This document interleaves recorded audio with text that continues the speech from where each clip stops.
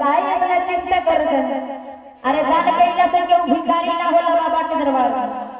अरे कैसे कहत चाहिए से मिला न हो से हाथ से मैया मिलवले पाई सीता जी के नाम से।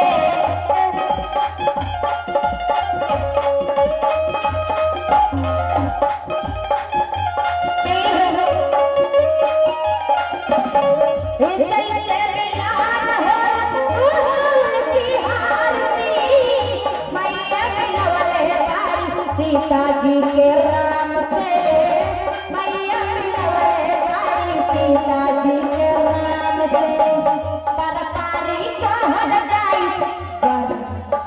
अरे अभी ताई बनी हमारे साथ में ठुमका लगा। कैसे कैसे? अरे बस एक बार बाबा के दरबार में ठुमका लगा लो। सारा भक्त लोग ने देखा दी कि पुकिया एक भक्त वाली। अरे डांस करे में इतना लाज लगा, बराती में डांस करे में तो लाज ना लगे। और चलिए हमारे गीत की तरफ से कि बाबा के दरबार में ढेर सारा आशीर्वाद है और हमारे साथ में थोड़ा सा ठुमका लगा। अरे बस एक बार कल से कहने नहीं जाऊंगी आप और सभी को और सभी को ताली के साथ मेरे बस एक बार बाबा के दरबार में ठुमका लगा लो और उसके बाद आप चले जाइएगा। हम रुकेंगे नहीं आप बस एक बार सभी को। और कैसे कहना ताली के साथ चाहिए से मिला न हो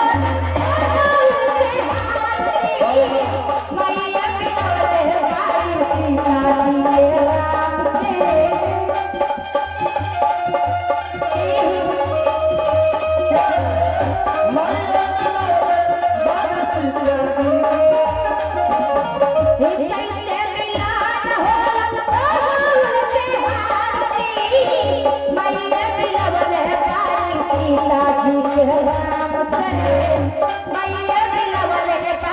सीताजी के राम से परपारी कहल जाई तिलहवा के बतिया हो परपारी कहल जाई तिलहवा के बतिया हो तिलहवा के बतिया हो कहलो हमारी के दुलला तैयारी कहलो